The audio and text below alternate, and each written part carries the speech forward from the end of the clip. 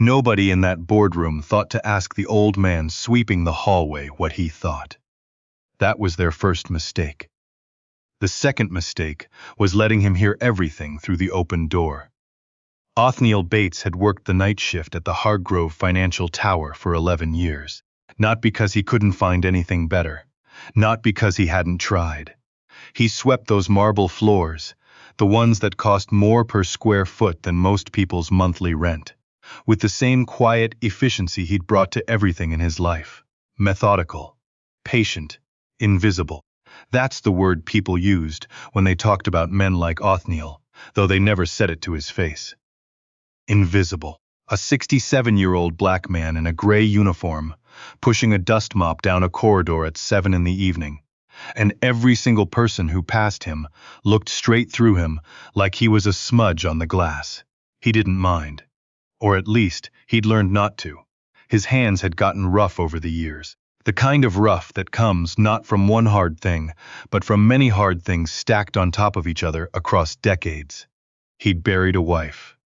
He'd raised 2 sons mostly alone after that. He'd lost a business, a small auto repair shop in Baltimore that he'd built from absolutely nothing.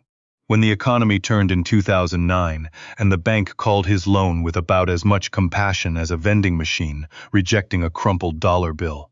So Othniel swept floors. He kept to himself. He said good evening to the security desk, and good night when he clocked out. He ate his dinner alone in the break room. Usually, a sandwich Charlene from accounts payable had started leaving in the fridge for him with a sticky note that said, "Don't skip this." And he went home to the apartment on Merritt Avenue that still had his wife Eunice's curtains in the kitchen because he hadn't been able to bring himself to replace them in 6 years. His sons called on Sundays. They worried about him. He told them he was fine. He was mostly fine. That was his life on the Tuesday evening that everything changed. The meeting had been going on since 4 o'clock. Othniel knew because he'd started his shift at 6, and by the time he rolled his cart past the glass-walled conference room on the 14th floor, the tension coming through the walls was thick enough to cut. He could see them without even trying to look. 8 people around a long table. On one side, the Americans.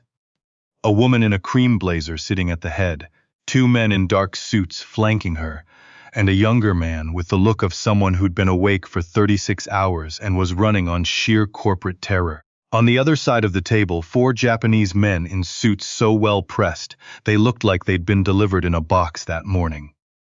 The woman in the cream blazer was Harriet Wyndham. Othniel had seen her name on the building directory, and in the elevator 100 times. CEO of Wyndham Capital Partners, 62 years old, which was actually 2 years younger than him, though you wouldn't know it from the way she moved through the building like she owned the air in it too. Not unkind, exactly. Just utterly, completely unaware that men like Othniel existed. The man on the Japanese side who was speaking, quietly, firmly, with a composure that filled the room even through the glass, was someone Othniel had not seen before. He would learn the name later, Takuya Inoue, senior partner at Inoue Capital Group out of Osaka. He'd flown in that morning for this meeting specifically, which meant whatever was happening in that room mattered a great deal. Othniel slowed his mop near the door. He told himself he was getting a corner he'd missed. That was true, actually. He had missed the corner, but he also stopped moving for a moment, and in that moment he heard Inoue-san's voice through the partially open door. Not what he said. Othniel didn't speak Japanese. What he heard was the tone, and the tone said, "This is finished." Here is what was happening inside that room, pieced together from what Othniel saw that evening, and what he would come to understand later. Wyndham Capital Partners had been in negotiations for 14 months with Inoue Capital Group over a proposed merger and joint acquisition, a deal valued at just under $900 million. The deal would give Wyndham access to 3 major commercial real estate portfolios in Southeast Asia and would give Inoue Capital a crucial foothold in the American market through Wyndham's existing network. It was the kind of deal that only comes along once, maybe twice, in a company's lifetime. the kind that either makes you or defines the ceiling of what you'll ever become. And it was falling apart. The specific reason was a clause buried in Section 14C of the proposed agreement, a clause that Wyndham's attorneys had quietly rewritten 3 weeks earlier, shifting the balance of operational control in a way that looked, on the surface, like administrative language, but that was, in practical terms, a significant power grab, a detail that Wyndham's team had apparently hoped Inoue Capital's American legal team would miss or deprioritize. They had not missed it. Takuya Inoue was not raising his voice. Men like him didn't need to. He was simply explaining, in Japanese to his own team, that the good faith he had extended over 14 months had been met with the kind of move that he had unfortunately encountered before when dealing with American firms, and that he saw no path forward. He pushed back his chair. He stood. The men on his side of the table stood with him. Harriet Wyndham's face had gone the particular color of someone watching a ship leave port while their luggage is still on the dock. The two men in dark suits beside her were looking at each other with the panicked non-communication of people who understand exactly how bad this is, but have no idea what to do about it. The younger man, with the look of no sleep, had opened his mouth and then closed it again.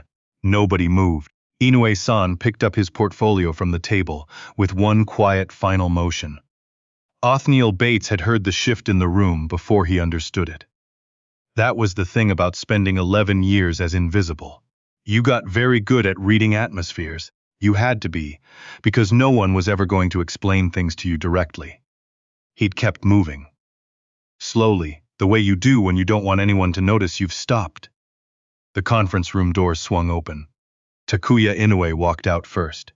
His 3 colleagues followed. They moved toward the elevator bank at the end of the hall with the brisk certainty of people who have made a decision and are done second-guessing it. Behind them, Harriet Wyndham came to the door of the conference room. She stood there for a moment. Othniel could see the calculation happening behind her eyes. Some combination of pride and desperation, and the dawning awareness that this was not a situation where calling an attorney in the morning was going to fix anything. The elevator dinged. The doors began to open, and Othniel Bates said in Japanese, "Inoue-san, moshi yoroshikereba, sukushi jikan wa itadakemasuka." Inoue-san stopped. He turned around very slowly. His hand was still on the elevator door, holding it open. He looked at Othniel the way you look at something that didn't fit into your understanding of the world until just a second ago. Not quite confusion, and not yet comprehension. Something in between, he answered.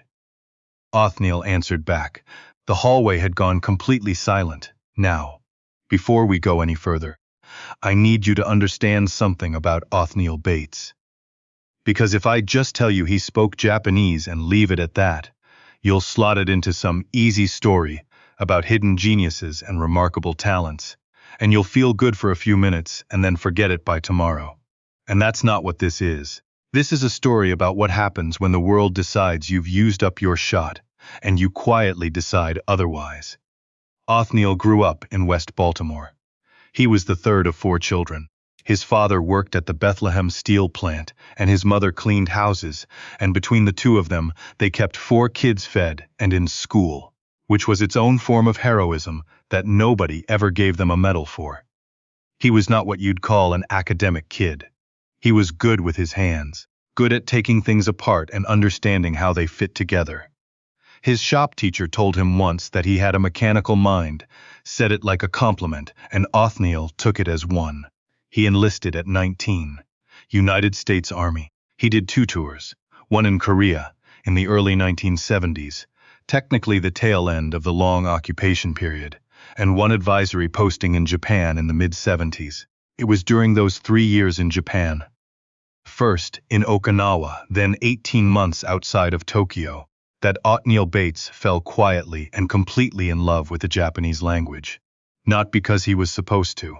None of the other guys in his unit were learning it seriously.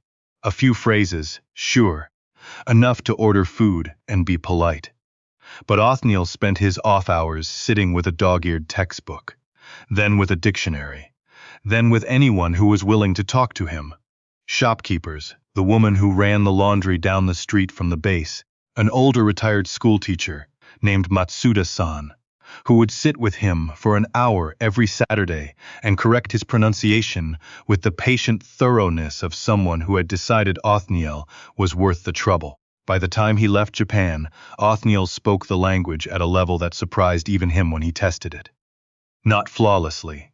There were gaps, especially in formal business register, but fluently, genuinely fluently. He came home. He opened his shop. He married Eunice, who thought the Japanese thing was funny and endearing and occasionally useful when Japanese car manuals didn't have English translations. He raised his boys. He lost his shop. He lost Eunice. He took the night shift, and for 11 years at the Hargrove Financial Tower, not one single person had ever asked him a single question that went beyond, "Are you almost done with the second floor?" Not one. Back to the hallway. Takuya Inoue had let the elevator doors close. He was standing in the hallway looking at Othniel Bates, this 67-year-old man in a gray maintenance uniform, with a dust mop and a rolling cart. And he was listening. Because what Othniel had said, roughly translated, was this: "Mr. Inoue, if you'll permit me, I think there has been a misunderstanding that neither side has said out loud yet, and I think you both know it." Inoue-san studied him for a moment. Then he said, "You speak very good Japanese for an American." Othniel said, "I had a good teacher, Matsuda-san in Kitatama. He was very patient." Something shifted in Inoue-san's expression. A slight softening, not warmth, exactly, but recognition. The city of Kitatama sat near where Inoue Capital had some of its oldest family roots. It was a detail too specific to be invented. He said, "What misunderstanding do you mean?" And Othniel said, "The one in section 14C. You know what they changed. They know you know. But nobody in that room has said it plainly. And men like you don't do business with people who can't say things plainly." Harriet Wyndham had come to stand in the hallway now. She was watching this exchange with an expression that had moved past shock into something quieter and stranger. The look of a person who has just realized the room they thought they were in charge of was actually a great deal more complicated than they understood. One of her associates, the younger man, whose name was Brendan, and who had been awake since 5 a.m. yesterday, leaned to her and said in a low voice, Is the janitor speaking Japanese to them?" Harriet said nothing. She was watching Inoue-san's face.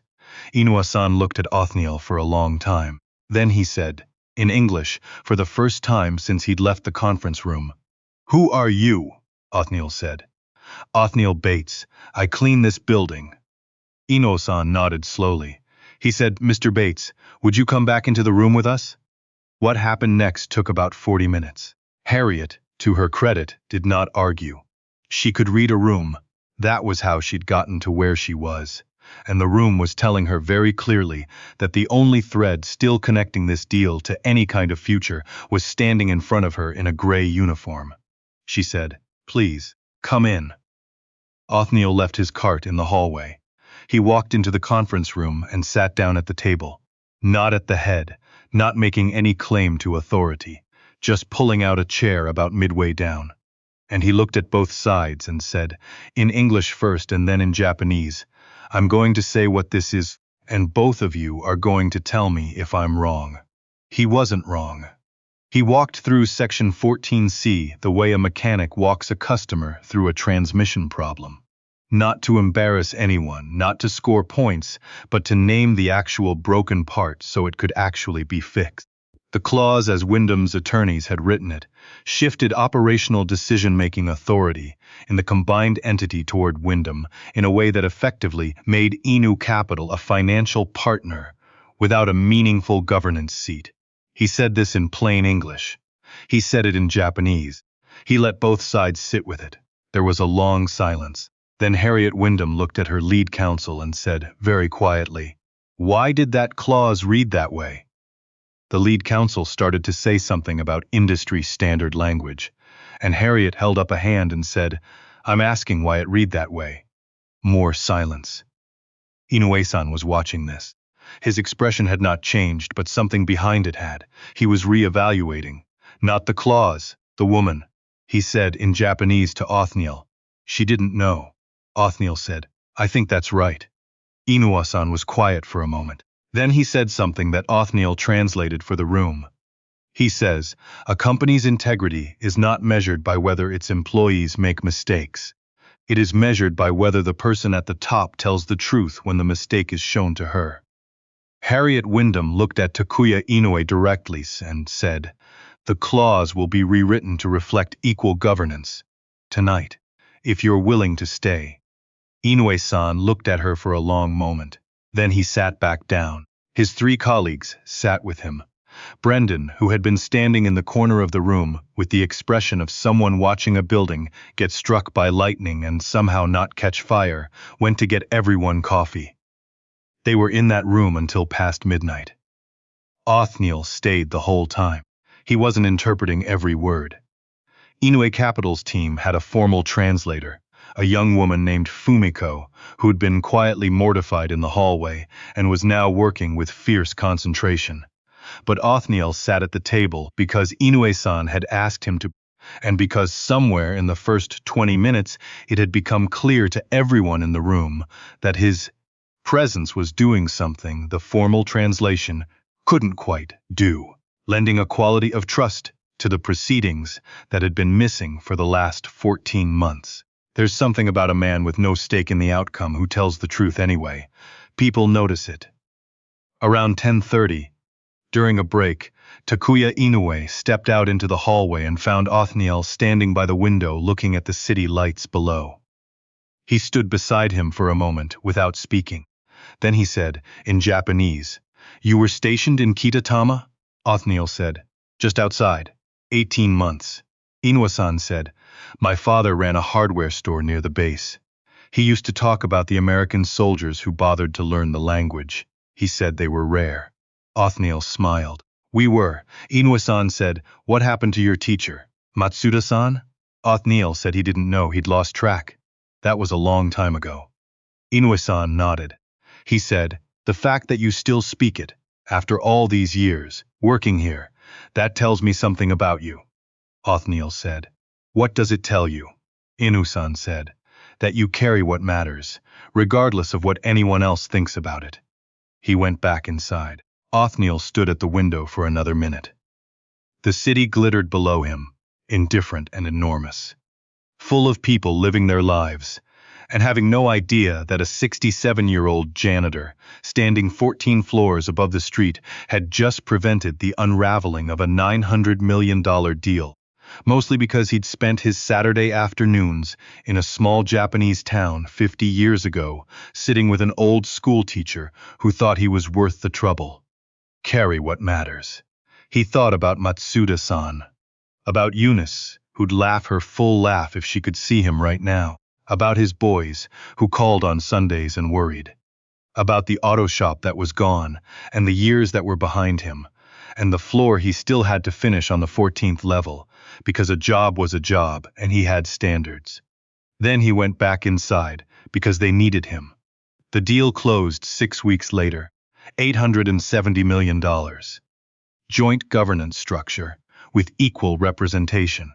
A clause, written into the final agreement at Takuya Inoue's specific request, establishing a cultural liaison officer position for the combined entity's U.S. operations, designed to ensure that communication breakdowns of exactly this kind never derailed the partnership again. He also sent a formal letter to Harriet Wyndham recommending, in writing, that the cultural liaison officer be Othniel Bates. The letter said, in part, In 14 months of negotiation, your Mr. Bates accomplished in one evening what our combined legal teams could not. He did so with clarity, without agenda, and with a fluency, not only in language but in human dignity, that I have rarely encountered in 4 decades of business. I would consider it a reflection of your company's values, whether or not you act on this recommendation.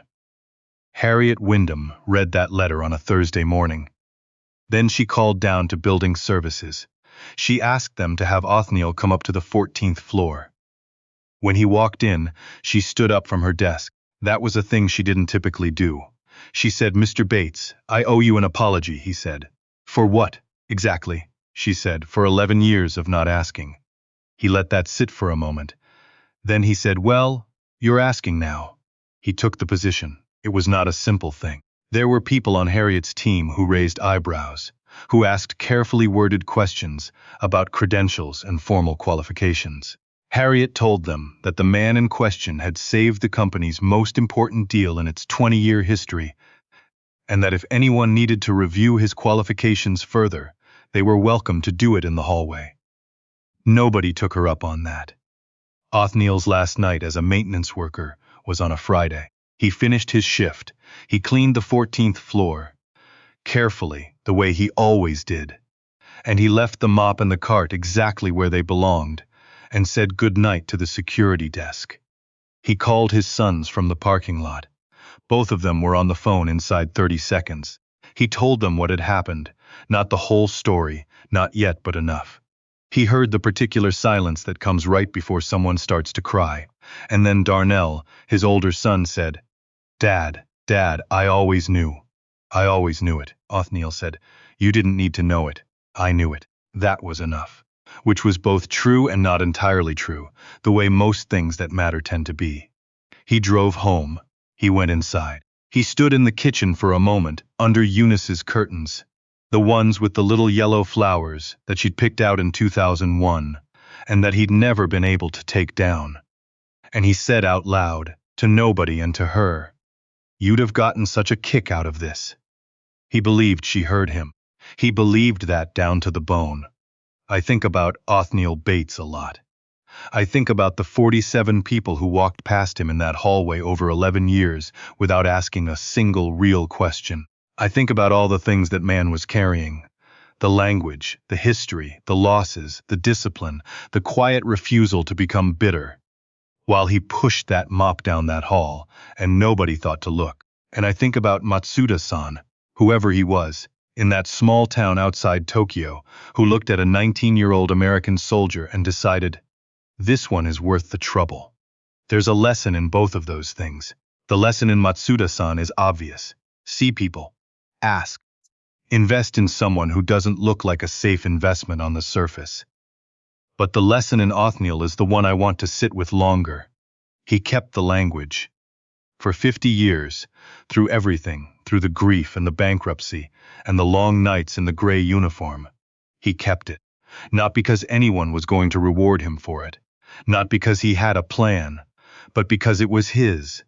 Because Matsuda-san had given him something real, and he had decided quietly, without ceremony, to honor that by not letting it go. He carried what mattered, and when the door finally opened, when the one moment came where all of it could mean something beyond the walls of his own life, he was ready.